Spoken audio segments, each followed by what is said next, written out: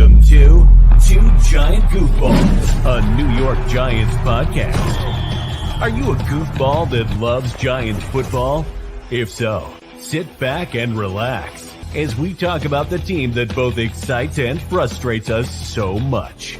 And now, here are your goofball hosts, Drew and Rob. Welcome, fellow goofballs, to Two Giant Goofballs, New York Giants podcast. I am Drew, your co-host this evening of this lovely award show, and of course is... Me, Rob, the second co-host of the most prestigious award of the year. Oh, yes. This is the second annual Goof Awards Show. Oh, yes. We wanted to call it the Goofy Awards Show. We're worried about copyright infringement, so it's the Goof Awards Show. You can't have Disney that in after Disney. us. Yeah, I think that's taken for. Listen, you can use Steamboat Willie now, but I'm pretty sure that the Goofy is still trademarked. I'm pretty sure that's still not a thing you can do. So guys, we got a lot of NFL news and everything to go over there with you as well. But we had a lot of fun doing this last year and giving our awards out, even though, to be honest, the award winners didn't give a damn. But we're going to go ahead and do it again this year here. So let's do that. And then we got a lot of NFL news to give, a lot of Giants news to give here. So without further ado, it is time for the second annual Goof Awards.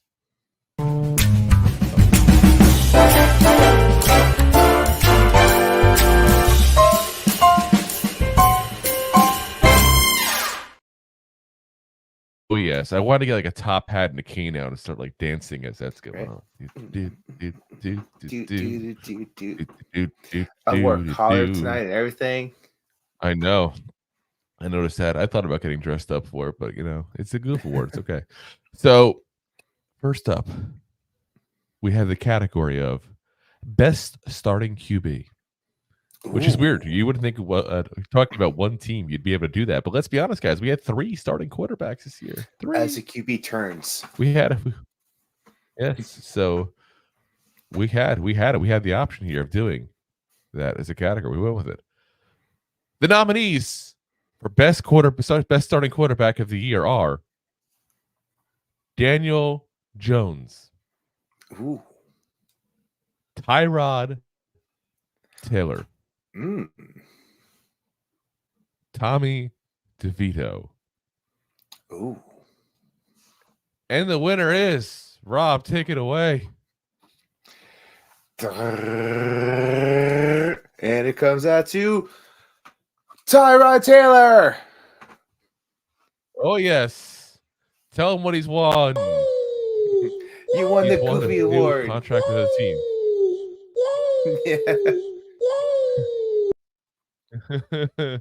Yeah, he's won a contract with somebody else there.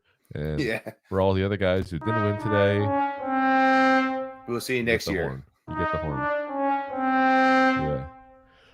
So again, guys, definitely not a good position for us. We'll be talking about that on tomorrow night's show. That is going to be a pre-recorded show, so Rob and I already know what's going to happen. It's a good episode. Just saying, it's a good episode.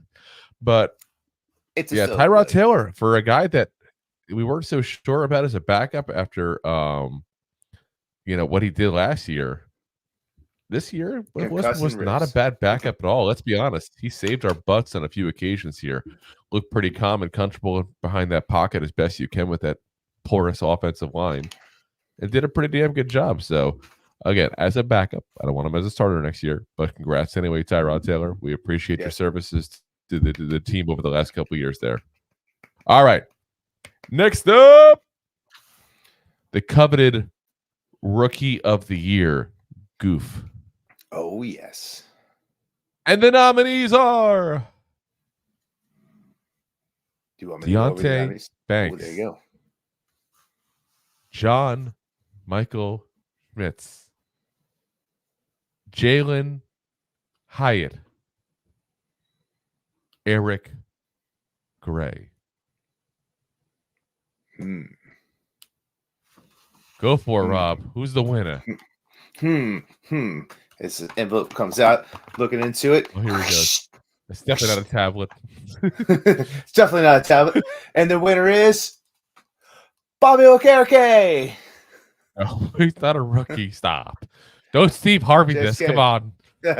Oh, wait. Miss Montana? Oh, just kidding. It's Deonte Banks. Deonte Banks, not Avante. Devontae. No, Deonte. Stop Steve Harveying this. Listen, Deonte we had to do a Steve Harvey one of these. Deonte Banks was clearly the best rookie this year by far. I mean, if you thought anybody else was potentially going to win this award, guys, I don't think you're watching the season. Let's be honest. Yeah, started all season number one. Exactly. All right. Next up, the Goof Award for Best Free Agent Edition of 2023. And the nominees are Bobby Okereke, Ashawn Robinson, Justin Pugh, Rakeem Nunez-Roches, Nacho. Nacho. Nachos do sound good. Anyway, Rob, go for it. And a non-Steve Harvey answer, which REC Harvey this is Bobby Okereke. Yes, I mean, sheesh, if there's not an obvious winner there again as well, Bobby Okereke was a freaking beast all year long, guys. Absolute freaking beast. Yeah, that's definitely an obvious one there, but still, got to give it to him. Came in here, took control of this defense as the leader in this defense there, and just did his thing all year long. And played every goddamn snap. Every goddamn snap. So very impressive. Much appreciated, Bobby. Thank you, Bobby. Next up, the most improved Giant in 2023. And this one's going to shock some people, I think, because actually, I think I should read off the names, and you should give the award, because this is impressive. We'll switch it up the rest of the way, I guess. Go for it. We don't have to switch it up the rest of the way. We'll switch it up the rest of the way. We got this. Most improved player of this season. You had Kayvon Thibodeaux on the defense. You had Justin Pinnock. You had Micah McFadden. No. Jamie. Jason Pinnock. You're thinking of Justin from the Talking Giants. Yes. Sorry, Justin Pinnock. I've done that before. Justin Pinnock and Jason Pinnock's names are too damn close. Oh my gosh. Micah McFadden and Jamie Gillan. Drew, do you have your envelope over there? Is it all ready? I do. And the winner is the Scottish Hammer himself, the Scottish Hammer, who has redeemed himself after being such a horrendous punter in 2022. Comes back this year and totally, I gotta say, my opinion is totally flipped on this guy. He went from being a horrible punter to being a really good punter. I mean, I won't go to the Pro Bowl levels yet or something like that, but yes, he has become a legitimate good punter, and I give him a lot of credit. You only improve by actually wanting to improve, by working hard at your craft.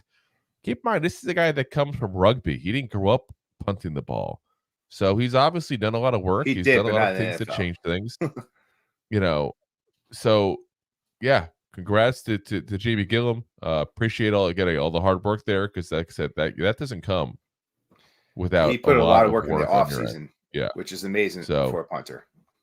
Exactly. Not just at the pub. Yeah. So all right. Next up, the offensive player. Your turn, Rob. We switch roles. You got this. We switch role. Offensive player of the year. The coveted offensive player of the year. Ooh. You have Mr. Barkley himself, Darren Waller, Wandell. I tore my ACL last year, Robinson. Wow. And he did. It's not a lie. And you also had Why you have to point it out? You have to when you come in about Offensive Player of the Year. And No, you don't. Darius No, you don't. Slayton. Oh, yes. And the winner of the prestigious 2000 Player of the Year award at the second Annual Goof Awards, Saquon Barkley. Saquon Barkley. Come on down. Yes. I'm telling you right now, if I'm him, I'm going right into Joe Shane's office with this award. And I'm saying, show me the money. show me the money. I just won a Goof Award, god damn it. We all know how important that is. That goes above all pro. You want the blue? Pay the dues. Oh, yes. Oh, yes. All right. All right. Up Next next. up. Other side of the ball. Defensive Player of the Year. You got Sexy Dex himself. Bobby Okereke. Xavier, X going to give it to you, McKinney, and Kayvon Thibodeaux. Oh, yes. And It's the a tough winner lineup of the 2023 Defensive Player of the Year, Sexy Dexy, Dexter Lawrence himself. Sure, right now, if he was here, he'd be going like this, it's dancing around. And Yeah. But yeah, another impressive season. And I got to say, I was a little hesitant, and I'll admit it freely, I was hesitant this past offseason when we signed the big contract with him. I just never like to pay somebody after one really good year. But the man worked hard. He busted his hump. He was a premier defensive tackle in this league. He's made several all-pro teams this year now for a second year in a row. And I'm telling you right now, another year or two, this contract's going to be a steal if he keeps up the way he is. Absolute 100%. steal. This might be the best contract that Joe Shane gets someone to sign in his time, because he is going to be beaten out numbers-wise by people this offseason. Watch Chris Jones. Watch what happens to Chris Jones. I'm telling you. So Dexter Lawrence, hopefully going to be a Giant for a long time. Oh, We got one more award, guys. I think we got two more. And one more award. One in at the end. But we got one more Rob, to add after that. You're going to add one on us? You are Steve Harveying this to some degree. Oh, I am. But we're going to add it right after this. Most likely to break out in 2024. I don't even know what this is, folks. He's going rogue on me. He's going rogue on me. I just went total rogue on him. But most likely to break out in 2024. Not in the X-Men way. He can touch people still. Yeah. Are you sure about that? You got Wan'Dale Robinson. Maybe this explains why you touch yourself so often. It's that song from the 90s. When I think about you. Anyway, so most likely to break out in 2024. You got Wan'Dale Robinson, Deonte Banks, Jalin Hyatt, and Micah McFadden.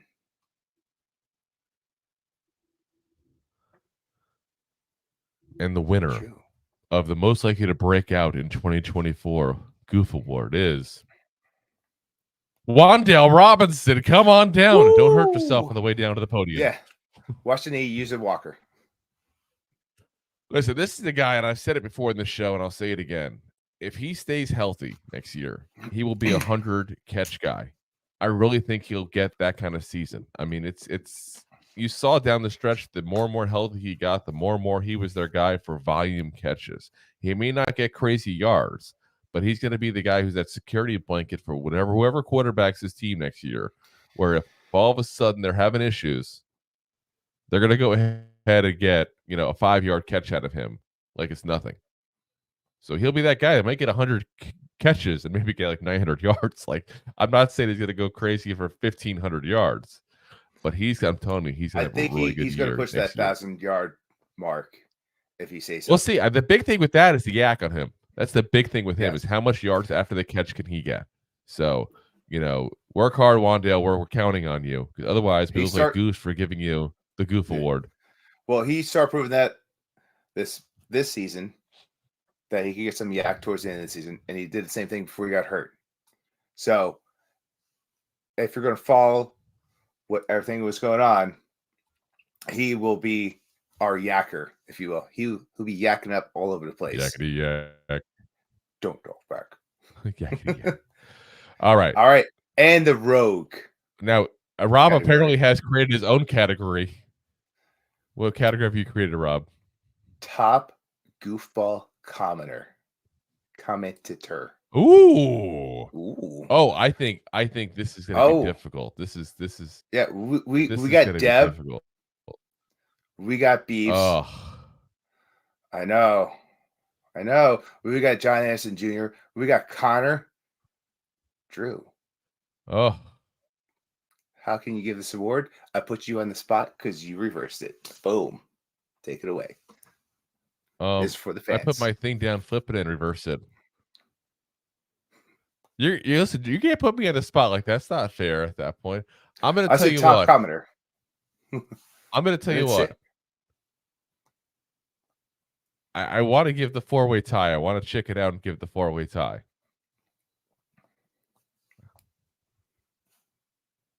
That's a fair statement.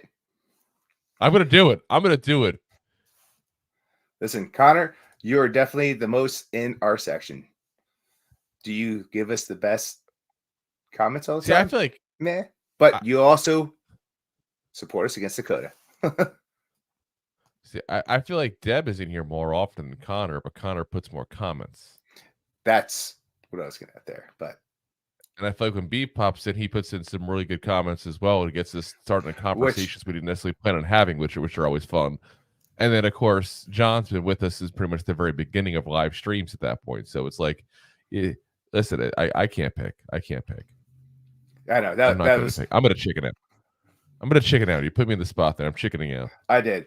That was a jerk of me. So guess what? Yeah, it was. Guess what? That concludes the second annual Goof Awards.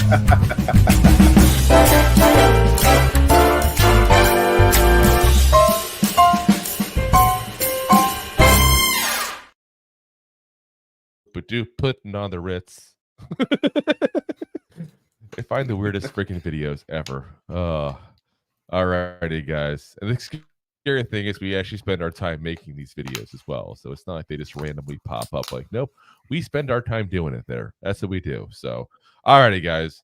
It's time. That's definitely that time now for us to move on from the Goof Awards and go off to the comments, news around the league, and news with the Giants here. So, you want to go to the comments already? Let's go to the comments. Let's go. Let's go. We got this. 6 hours of sleep last night. I'm feeling good. Connor says, okay, I'm here for my reward, which is what I'm guessing gave you the idea of going rogue and doing that. So I'm blaming Connor now, which means it's now a 3-way tie. Connor says, what the hell sound was that? I don't know. TT or TT. I don't know what TT we're talking about there, but Tittle. He says, Connor says, I should sweep the awards for best fan. See, this is all Connor's fault. You did that at the end, isn't it? He says, is this live or Memorex? This is live, Connor. We're live. Connor says, Scottish Hammer. Yes. Alba go broth. I can never pronounce that right, and I am Scottish. I should probably know how to pronounce that. Connor says, the secret to get better, he drank before punting. Listen, I'm okay with it. If that's what it takes, I'm good with it. Don't drink and punch is never a phrase I'll say. Connor says, I'm sexy and I know it. As long as you know it, Connor. We're glad that you're so confident in yourself.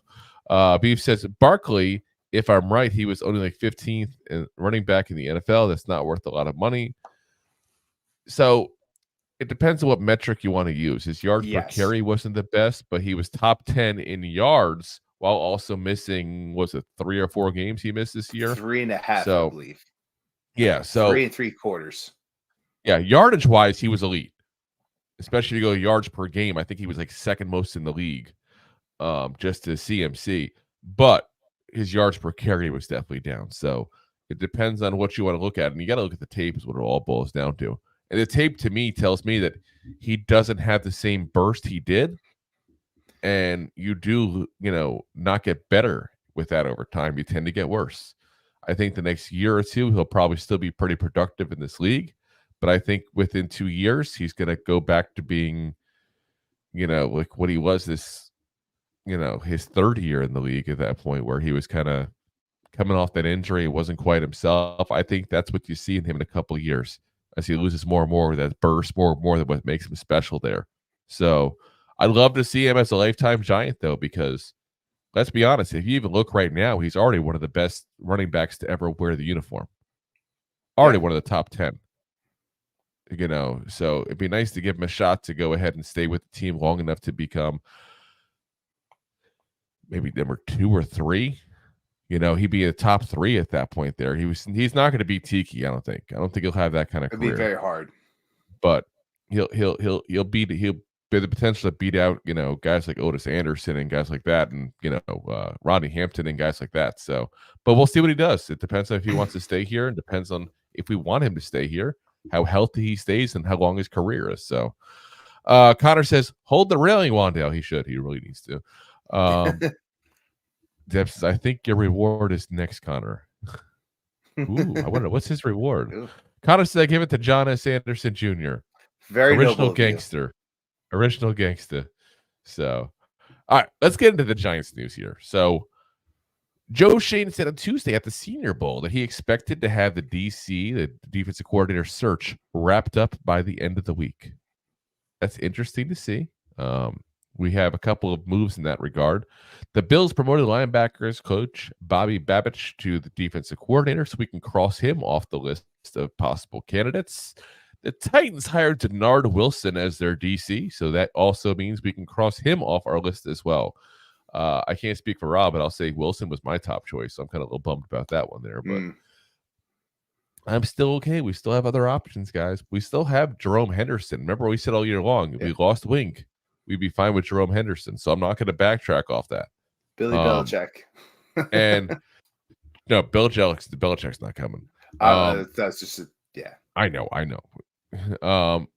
But Jerome Henderson has been representing the Giants' defensive side of the ball at the Senior Bowl all week long. I really think it's going to be him, but we'll see. Most likely.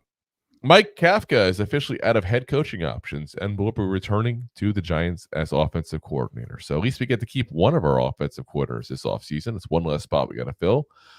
Dan Duggan has said that if Joe Schoen has conviction on one of these quarterbacks, because one of these quarterbacks could be the Giants' version of Allen, he likely won't hesitate to trade up to secure his guy. Well, I appreciate Dan Duggan for pointing out the goddamn freaking obvious. Dan Duggan's also reporting that during the draft, Joe Schoen plans on being with the team.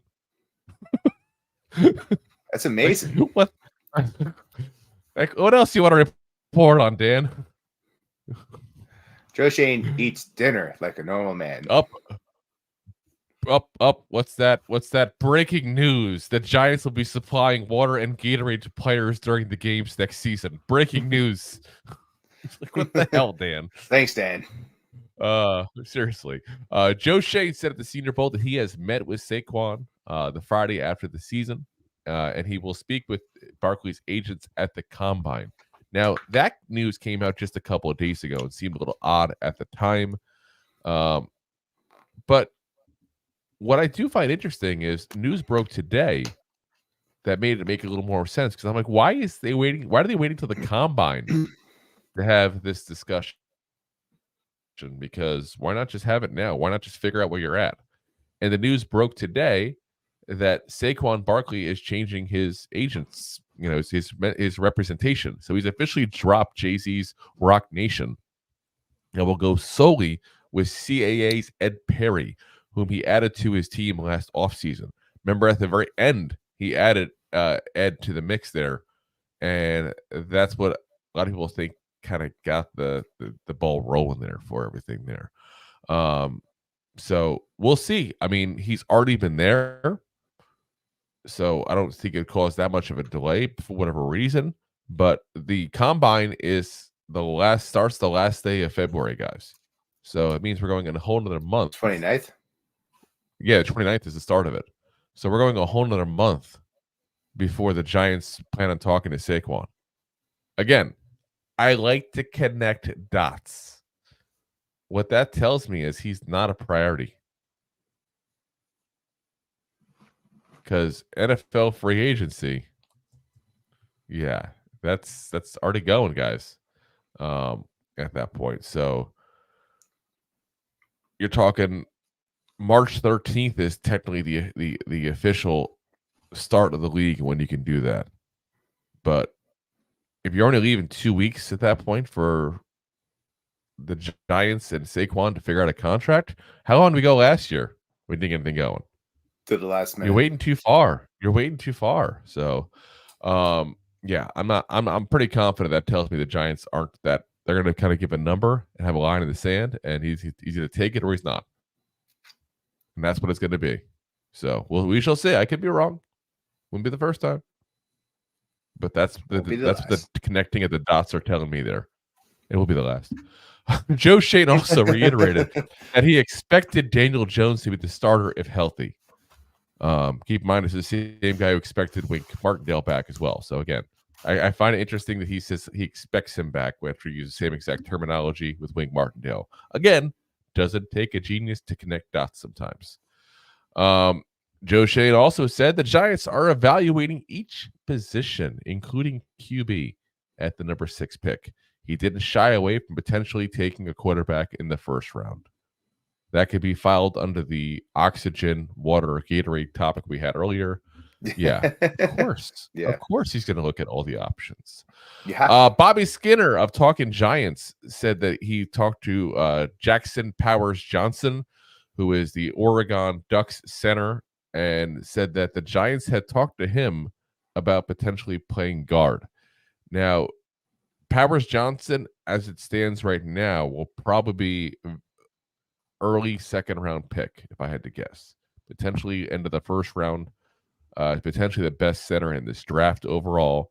Interesting that the Giants are talking to him about that. Now, he did play guard at Oregon before settling in at center, so it's not out of left field or something crazy he's never done before.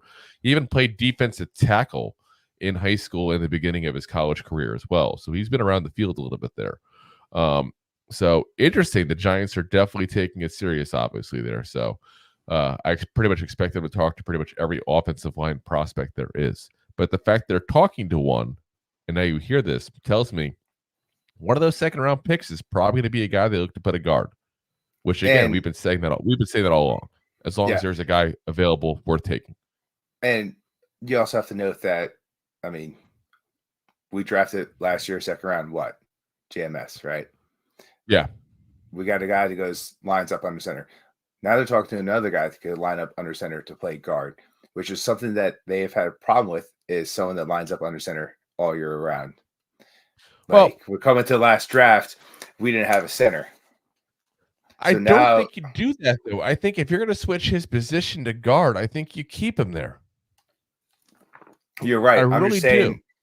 I believe that. You're right. I think moving him around the line goes down. But if you could move him over in case of injury, in case of something happens, you have more availability at that position and just on your line. So that's something to note. Yeah, no, it's definitely a possibility, but I hope it's a possibility we don't have to worry about there. So, obviously. So, all right, let's get into news around the league. And you know what I think we should do? We should bring back the video. We haven't done this in a while. Oh, yes.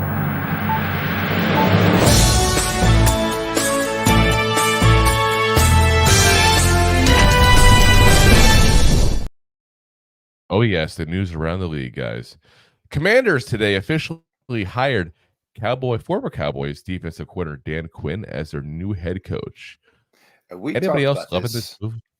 Yeah, Drew and I talked about this offline hours before this program, and we just think this move is fantastic overall because I think it weakens our division. Huge. So here's what I look at it as: you get rid of Ron Rivera, you get Dan Quinn. And listen, no offense to either one of those gentlemen there, but I think that they are pretty equal. I don't think you necessarily change too much as far as quality of head coach between the two. And make the argument that. Go ahead, make the argument. I say you can make the argument that Ron Rivera is actually potentially a better head coach than Dan Quinn because he's had more experience at it. You can. My thing, just as because I'm a Giants fan, but just as a football fan in general, they were probably looking at Bobby Johnson. We were talking about this offline. And if the Commanders want to make a bigger push to be a better team, they would probably need to hire an offensive head coach because they're got to figure out the quarterback. And if all goes well for them, they get this, Dan Quinn over there, and they have to get an OC. And if they do well, that OC goes away. And what does it do to that quarterback play? Like you just kind of ruin quarterbacks when you keep on flipping OCs. So yeah, hire a defensive head coach over there is like, I give it like a B- C+ kind of move for them. See, but I'm okay with it for one reason. And we talked about this in our conversation as well, is that Eric Bieniemy is still there. Eric Bieniemy is not going to get a starting head coaching job. He's already been with DC there. And if you can keep him on as OC and let him officially do what he wants to do on offense, let Dan Quinn basically handle the defense, kind of like an agreement like Wink and Dable had last year, hopefully without the childishness and the the craziness of it. But let Bieniemy handle the offense. Let let Dan Quinn handle the defense. Let him have the final say overall as the head coach. And I think it could be a decent marriage between those two at that point there. My big thing is that, like I said, I just think that Ron Rivera has a lot more experience as a head coach, and it makes him a better head coach overall than Dan Quinn is at this moment. But I also think what I like about it is the fact that it potentially weakens the Cowboys on top of that. So the Cowboys, ironically enough, are interviewing former Commanders head coach Ron Rivera for their defensive coordinator position now that that's available. So these two teams made up just swapping basically. But yeah, Dan Quinn, when he got there, he lit up that defense and changed that whole entire defense and made it a defensive team. So him leaving there makes me kind of curious what happens to the Cowboys defense next year. Obviously there's also some potential turnover there with guys like Stephon Gilmore and stuff like that. But beyond that, Dan Quinn got a lot of credit for this defense. I think we're going to find out really how much was Dan Quinn and how much was the players. And if it's Dan Quinn and you still bring it back Dak and all, that could be really bad news for Dallas Cowboy fans. So you're saying Cowboys won't get 12 wins next year? Only if they play 12 teams that suck again. Yeah.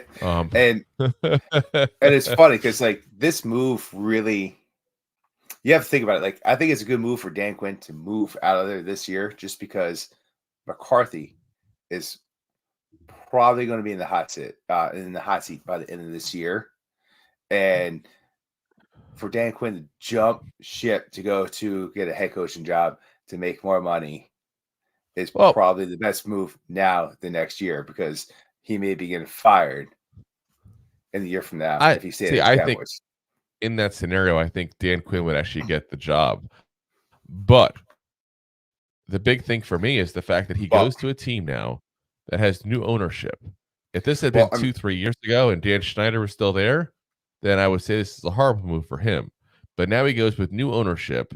The same guy who owns the Phillies at that point has put a lot of money into them and a little stockpile in there. He's got, respected people now in the front office in this team.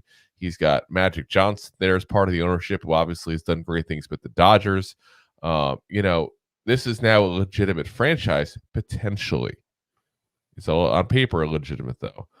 But now you're going in where you could be part of the upturn in this franchise. Yeah, well, that's what I'm saying. Like, new stadium opening up soon. You're going to have the second overall pick in the draft, where you can go get a quarterback, potentially any quarterback you want, depending on what the Bears do. This is a new day with DC. I think they have like $90 million under the cap. Yeah, I mean, they got the most free cap space and the second overall pick. Yeah. And, everybody talked trash about them getting rid of some of the guys that got rid of this offseason. I would say this midseason, I should say, in Montez Sweat and Chase Young. The fire sale. I can't say as far as Montez Sweat, but if you listen to reports coming out of San Francisco, they're not very happy with what they're getting out of Chase Young. They feel like he takes plays off. They feel like he doesn't practice hard. There's all kinds of rumors coming out about him now. So maybe they weren't so crazy. And they got extra picks. Teams that need a lot of help need money and picks. And now guess what the Commanders have? Both of them. So, again, not a bad job. It's weird to say that about the Commanders, but it's really not a bad job for him to get there. What's really interesting, though, also is that the Commanders did also talk to Bill Belichick before hiring Dan Quinn there and looked at him as an option. And we talked about this offline. Like, I have to give you kudos, Drew. Golf clap.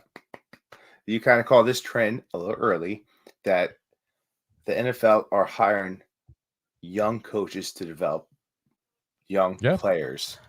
And look at it. Pete Carroll interviewed, Bill Belichick interviewed, Mike Vrabel interviewed. Any of these guys hired? No. Well, that's the crazy part. A lot of these guys, Vrabel's young. A lot of these jobs, these guys didn't even get interviewed. It's like they don't want to go with the guys. And you know what I think a lot of this is really boils down to is you hear a lot about it right now with Bill Belichick that he wanted full control of personnel. If you listen to what happened with Mike Vrabel with Tennessee, he's gone because he couldn't get along with the GM and wanted full control of personnel. A lot of what this boils down to is control. And a lot of this started with Bill Parcells, and obviously that's where Bill Belichick got this from. Elite head coaches want control of the players they get. Well, if you're available to coach this league, chances are you're not elite yet, guys.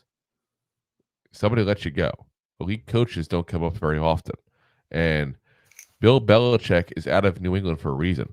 I think the game has passed him by to a certain degree, and I say that with absolute respect and reverence for everything he did, both as a Giant and as a Patriot. Mike Vrabel wants full control, but he never got a ring. Speaking a little early there for asking for full control. You got a guy. He's got quite a few of those. Got a guy like Ron Rivera, who didn't make it happen at all in DC. I mean, there's these veteran coaches are out there for a reason, guys. But you could go get a guy now who's a young guy who you can build around, and if he succeeds, and whoever you get a quarterback or something like that, it succeeds. Because again, a lot of these jobs, you're talking new quarterbacks, young quarterbacks, that kind of scenario. I mean, look at the jobs that went up. Carolina has a rookie quarterback this year. Tennessee, rookie quarterback this year. DC, got to draft a quarterback this year. Patriots, got to draft a quarterback this year. There's a lot of that kind of motion. I mean, Seattle is kind of the exception to the rule here. I mean, we'll talk about Seattle as well. Yeah, because they might draft a quarterback. They might say, you know what, Geno Smith got hurt and we went down big time. We need to get somebody. And you know what? I think Geno's going to be a bridge this year. You know what? As much as I like him, Michael Penix Jr. would be a hugely popular pick for them. Guy played at Washington, very well liked in that state, obviously. You put him as a Seahawk, you let him sit behind Geno for a year maybe and learn a little bit more. Or when Geno gets hurt, you have him take over because Geno does have that tendency to get hurt. There's a lot of options there, but we'll see what happens. But like I said, I think that's what this all boils down to is teams are less willing now to give control to these coaches. And you have to be a special coach to get that ability. And, you look at it, there's not many players, many coaches you give that kind of specialness to. You want to give that to guys like Mike Tomlin, John Harbaugh, but do you want to give it to some of the other guys? Like, would you give it to Belichick at his age? And his track record of drafting? I was about to say, if you're talking 10 years ago, Bill Belichick, yes, you'd take that opportunity. But now that he is, well, you tell me. I guess he's not an active head coach anymore. But you tell me one pick out of the draft that Bill Belichick did in the last 2 years that you can go, okay, that was a good pick. That's the guy that's doing something in this league. I'm sure he has. Don't get me wrong. A Patriot fan could probably give me somebody. But the fact that we can't, and we watch the NFL on a regular basis, tells you that whoever the Patriot fan would name, they're not doing spectacular things. Yeah, We talked about it before. no Sean Patriot. McVay was laughing when he drafted Cole Strange 2 years ago. Said he had a third round grade at him, and Bill Belichick's taking him in the first round. Yeah, nuts. There's like I said, there's issues there. Again, Mike Vrabel, good coach. I like the guy. I would hire him in a heartbeat if we needed a coach. I'm not going to give the guy player personnel control. He's never had it. He doesn't have rings. He doesn't have the things that make me go, this is a guy I must have or else I'm in trouble. I must go get this guy. I don't have that with him. He doesn't have that kind of track record. So, again, coaches going to have to humble themselves a little bit. And it might happen a lot next year now. Let's get back into the coaching themselves. So we have another coaching hire. The Seattle Seahawks hired former Ravens defensive coordinator Mike McDonald, who had a farm, E-I-E-I-O, as their new head coach. They literally went from the oldest head coach in the league, in Pete Carroll, to the youngest, who's now 36 years old, guys. He's literally like he's the youngest by what, 3 weeks? Age. Yes. I don't know the exact difference, but Sean McVay has been the youngest head coach for the last 10 years, it feels like. I feel like there was one other hire where there was someone else younger, and then anyway. But yeah, Mike McDonald is now that guy, 36 years old, and Pete Carroll is what, 6'72", 73? So we're literally talking half the age. 72. He's 72. Yeah, it's literally half the age. I mean, it's crazy. Half the age. Absolutely crazy. Bill Belichick was 71. Carroll was 72. Yes. So no, I think it's a fantastic move for the Seahawks because, as we were talking offline, what did the Ravens do against the Niners this year? Shut them down. What did they do against the Rams this year? Shut them down.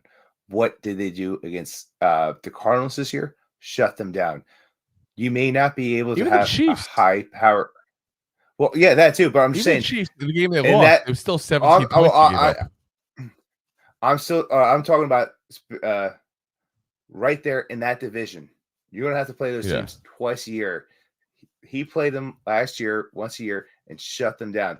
You may not be able to have a high power offense like your division, but if you could stop that high power offense in your division, you don't need high power offense. You don't got to win pretty. You just got to win. Yeah, that's what it boils down to. If he could stop Purdy, if he could stop, whatever quarterback's going to be, whatever, team next year. I mean, I'm sure it's still going to be Matt Stafford and. Oh yeah, he'll be there for a year or two. I can't think of his name right now, but yeah. What's interesting though, we got to talk about the elephant in the room, this whole coaching thing, because if you had talked to us on Monday when we did our last episode about who would have been taking the spots in DC and Seahawks, we would have said that it's McDonald's and Ben Johnson, and it's just a matter of which ones they go to, and they'll probably get the two jobs. Ben Johnson is officially, though, staying on as the Lions offensive coordinator because apparently his asking price was too high. He also let Washington know that he was officially out of the running while they were on a flight to go meet with him, which is something that I'm telling you right now is not a good look, Ben. Not a good look. I'm starting to wonder if he's going to have what it takes to be a head coach in this league, because that's 2 years in a row now that he's had opportunities, didn't get the job, and there's been question marks coming out. Like I said, that's not right. And that's a Giant fan saying that. That's not right. You don't wait till they get on a plane and tell them, oh, yeah, it's not going to work. Even if you don't think it's going to work, you take the goddamn meeting. You have to sit down. You talk it out. You verify it's not going to work at that point. You're at the point of no return. So, Ben Johnson, learn from this. Bad move. Bad move. Bad move. Bad move. Let's talk about some coordinators. So we got some new coordinators we got as well here. So Steelers officially hired Arthur Smith as their offensive coordinator. The 70s stash himself going there. Interesting move because keep in mind he came from Tennessee. didn't exactly have a landed up kind of offense. I'm kind of shocked that the Steelers didn't go for a more young, modern kind of offense at that point, because let's be honest, things are getting a little stale there in the offense for the Steelers. But we'll see what they do. I mean, Ryan Tannehill had his best years with him, so maybe he can do something with tiny hands. We'll find out. Panthers hire Brad Idzik as their offensive coordinator. So they got the new guy there who's responsible with trying to get this tiny little quarterback doing something there, the little quarterback that couldn't. But yeah. It's definitely a job. Now, he was the wide receivers coach last. He was the wide receivers coach last year for the Bucks, which on paper you go, okay, Bucks had 2 great wide receivers. It's not a bad move. Those guys have been great way before he got there. Before he got there. Say, Mike Evans has been a stud for 10 years. That's the only 2 that were good studs at that point on the entire wide receiver room. So I don't know. But again, Dave Canales is there. He was the offensive coordinator for the Bucks. He worked with him. Obviously, he's got a history with the guy. He knows what he's getting himself into. The Falcons have hired Rams defensive assistant Jimmy Lake as their defensive coordinator. Again, Raheem Morris, the new head coach for the Falcons, comes from the Rams. So again, we got more familiarity there with these hires. The Packers, they went for the wild card. Like, screw it, I don't care if we work with this guy or not. They're hiring former Boston College head coach Jeff Hafley as their defensive coordinator. Interesting little Giants nugget. They did do a last-minute interview with Wink Martindale before hiring Hartley. So interesting there, because that's another job that Wink went for and didn't get. Makes you think that the NFL is kind of taking sides here. And I don't mean that in a negative way. I'm saying they kind of see what happened in New York. They look at the history of what happened in Baltimore. And I think people are a little nervous there. It's going to be kind of like Rex Ryan. And I don't mean that in like the positive way. Rex Ryan was good with this time as a head coach with the Jets. And he was good as a defensive coordinator with the Ravens as well, ironically. But let's not talk about that. His personality was an issue. It was too much. Like, they didn't want that. Like, he had that head coach persona. And some guys can't take that step back when that happens. And I feel like Wink's at that point where he needs a head coaching job to give him full thing. And honestly, Wink, if that's your thing, go to the XFL or whatever the hell they call it now, UFL, whatever the hell it is. Go to a college and be a head coach there. Arena football. Because you know what? If the NFL is not going to give you your shot, that's fine. Then go somewhere else to where they can't ignore you. If you think you're that good, because one of 2 things is going to happen. You're either going to get humbled really quickly and go back to being a coordinator and learn something from this, or you're going to get their attention when all of a sudden you make a crappy team look good. You get hired as a HC. That's what's going to happen. So, like I said, that would be my advice to him. Not that he's going to listen to me, but the Ravens hired Zach Orr to be their defensive coordinator. Remember, he used to be a linebacker for them for years. He's been a defensive assistant ever since retiring. And the Patriots hired former Browns offensive coordinator Alex Van Pelt as their new OC as well. So nice to see that Joe Judge and Matt Patricia will not be the offensive coordinator once again. And defensive coordinator. Oh my God, Matt Patricia's getting 70 head coaches fired. You want to know why Bill Belichick's not getting a job? That decision alone is partly why. Probably, just saying. Yeah. I wouldn't hire him for that reason. So we got a couple of comments here. Let's go through that, and then we're gonna call it a night here, folks. Let's see here. Let's see. Deb says they interviewed Kansas City linebackers coach who worked under Spags. Maybe him. Listen, there's a couple of guys under Spags I'd be looking at personally, because it's a good job his whole defense has done. But I do think Jerome Henderson, if I had to bet, that's who's going to be. Deb says, I was surprised to read that Kafka worked as QB coach and worked with Mahomes, who then went on to be MVP of the year. Kafka was also there when they won the Super Bowl. Yeah, that's exactly where we hired him from. He was the quarterback coach for years there. But again, I look at a guy like Andy Reid, And this is not to take away from anybody who's worked under Andy Reid. I'm not trying to be that guy. As much as he was an Eagle coach for years, I have a lot of respect for Andy Reid and what he's done. But if you look at the guys he's coached as a head coach at the quarterback position, Donovan McNabb, Mike Vick, Alex Smith, now Patrick Mahomes. Everybody has succeeded with them. There's not a single quarterback that's looked bad with Andy Reid. Yeah, and the constant there is Andy Reid. I mean, also, there's a lot of talent. And the least talented one is Alex Smith. And I would say the least talented one is Donovan McNabb.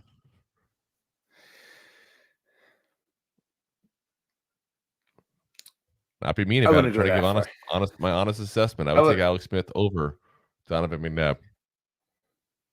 I mean, I would, but I'm biased. But I'm not even being biased. I'm taking the bias out. I'm taking the hate out of it and saying point blank, I would want McNabb will go down as one of the best Eagle quarterbacks. That's not saying that much. Alex, and I mean, again, not trying to be mean about it, but what great quarterbacks they had. But Ron Jaworski. But does Alex Smith go Randall down Cunningham? Does Alex Smith go down as a great quarterback anywhere?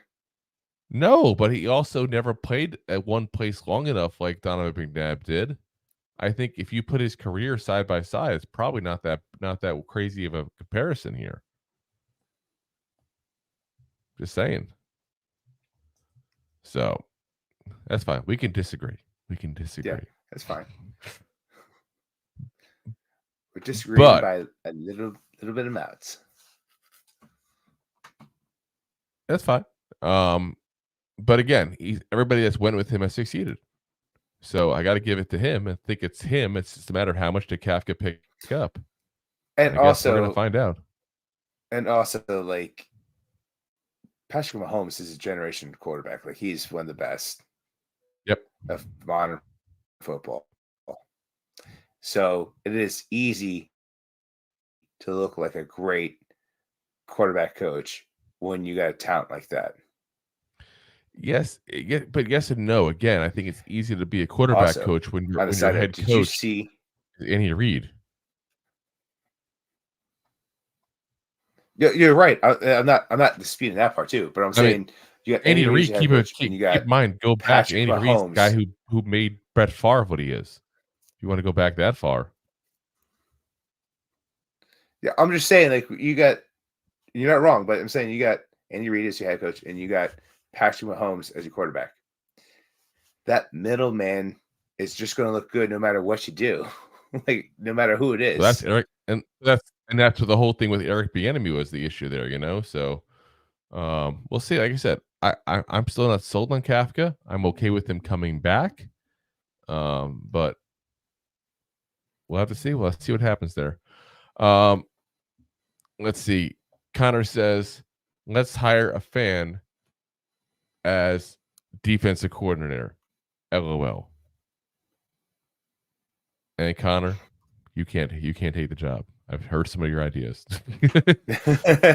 Connor says, "Is it Kafka or Affleck?" It's Kafka. Affleck. Connor says, "Water sucks. Gatorade is better. What? Use it on the field. Gatorade H2O." I feel like there's a commercial in that or something he's doing. KC for Perez says, "Y'all goofballs." Well, yes, we are. We're two giant goofballs, in fact. It's almost like that's the name of the show. Or something. Oh my gosh. It's truth in advertising laws get you every time. Connor says we need a backup center in draft. I don't think we do. I really don't. I think that what we need is guys who have some versatility. They can play multiple positions. We talked about it before, and I apologize because I didn't have that planned as a topic here, but there was the guy from the Raiders who was one of their backup centers that is dating the all-star, engaged the all-star from the Liberty. I think he'll be there as a potential backup center for us as well as a camp body. And him and Waller can go on dates with their wives. Oh my God, I didn't even think about that. Well, Waller's wife plays in Las Vegas. That's the problem. And I love how everybody else was like, "Oh, well, Waller got traded, so they should just trade her too." Like that's not how this works, guys. No, that's not how this works. Like, yeah. Oh my gosh. Connor says, "Ooh, fancy explosion graphic." Oh yes, oh yes. Connor says, "Who's going to be defensive coordinator for Cal Pukes?" Well, again, the only one I've heard of so far is Ron Rivera. We'll see if they bring anybody else in. We'll see if they have any other ideas of people maybe that are internal. Depends on how many people Dan Quinn tries to poach at that point from the Cowboys. Because that's another interesting part about it. It's not just Dan Quinn going, guys. He might take some other people with him. So, Connor says, "Wow, Bieniemy denied head coach again. Ouch." Again, denied. I think is a strong word. Yes, listen, I think that he had a shot. I mean, can you really say that he excelled with the Commanders? I mean, at the beginning of the year, you would have said it. Yes. You look at the first couple of weeks, sure, but as the season ended, did you really sit there and say he did a great job as an OC? I'm not saying he did a horrible one, but I wouldn't say it's a great one. He says, "I swear he was getting head coach. Shocked they took Dan Quinn." I'm not shocked at all. I think that Dan Quinn was the backup, and once Ben Johnson went out, that was a done deal. I think Ben Johnson's who they would have preferred to have, but they just couldn't get the job done with him. 100%. Deb says, "I think Parcells said in retrospect being GM and head coach was too much to take on." Yeah, I've heard that as well. And what I do like is I'm okay with it when the head coach has final say, but isn't the one making the calls and that kind of stuff there. Like, I think it should be a team thing like that. Like, like imagine if the Dable goes to like Shane and says, "Okay, listen, we need a wide receiver. Can you just look to see who's out there and let me know what the options are?" And then Shane goes and does this thing at that point and comes back to him. And I'm not saying they need to have that relationship, but I'm just using it as an example. That's the kind of relationship, if you want to give more power to a head coach, that's what makes more sense. Otherwise, coach the team, do your Shane job. Would be like, we got, and then Shane would be like, we got A, B, C, D. And David would be like, I don't like any of those. Yeah, that's what makes more sense to do. And a lot of teams do it that way. And I do think the Giants do it that way to a certain degree because Shane and Dable had that kind of relationship. Hey, your dad's there. He says, "Howdy." Howdy, Dad. Connor says, "Hey, I could go the job. We haven't won with anybody else lately." Well, we want to start winning, Connor. That's the thing. He also says, "Watch, they'll take Wink as D coordinator." I'm not so sure that Wink would work well in that system because of the way Jerry Jones is. I think he'd have trouble with an owner that's that involved. Yes. I do think, though, what would be intriguing to him, as we talked about it before, Mike McCarthy might be on the hot seat if they don't perform well this year. Wink could see it as a chance to be the new guy to take over as the head coach next year, perhaps. But what a horrible way to go into a job going, maybe I can take the job away from this guy. You know? Yeah. Because then, like, are you playing to 100% of your capabilities as a DC when you're fighting for that head coaching job? Well, you have to, so you got to show your thing, but it's almost like you're almost happy when the offense doesn't succeed. Yeah, that's what I'm saying. It's too much. Yeah. Yeah. I don't like that juju. Red option. Exactly. Connor says, "I can imagine Parcells arguing with himself, GM versus head coach, LOL." He probably wrote it down. I don't think he had it out loud. He probably wrote it down. The little devil and the little devil with the little angel on his shoulders there. So, all right, guys. Looks like that calls it a night here for us. So we'll be back on tomorrow night for you guys. Going over the state of the Giants. We're going to start that series up, same with the last offseason. Go through each position and let you guys know where we're at as far as who we still have under contract, who we're going to be losing potentially to free agency, who's available out there, how everybody played this season, that kind of stuff there. We're going to start, of course, with the quarterback room, since that's the most important position in all of freaking sports, let alone football. That will be a pre-recorded. We apologize ahead of time. We just got some crazy scheduling this week, but we wanted to make sure we got our third episode in this week for you guys. As I said, when we recorded that episode, we have gone now, I think it's now 17 months in a row where we've done at least 3 episodes per week. So we're not about to stop that now, no matter how crazy our schedules get. I literally had one day this week I had to work from. I only had one day this week I had to work from 6:30 in the morning to about 9:15 at night. So yeah, been a kind of a crazy week, but listen, it is what it is. We're going to be here either way, so we'll figure it out. So we'll see you guys again. Appreciate you guys listening as always. And Monday, keep in mind also, I'll be coming back from the Pro Bowl, so hopefully have some good footage of that. It's got all my equipment and everything ready to go for that I can. Hopefully try to get some interviews if I can with some people too. I don't know how close they'll let us get to the players and coaching staff during this stuff, but I'll be trying to get as close as I can. So appreciate you guys listening in as always. And like I said, we'll see you guys there on Monday, but we'll have the pre-recorded episode for you guys tomorrow night at 8 p.m. Eastern Standard Time. We did it an hour earlier. That way you guys can still enjoy your Friday nights. As always, Giant fans, go G-Man! Go G-Man! Thanks for listening to Two Giant Goofballs, a New York Giants podcast. We appreciate your support. Thanks so much.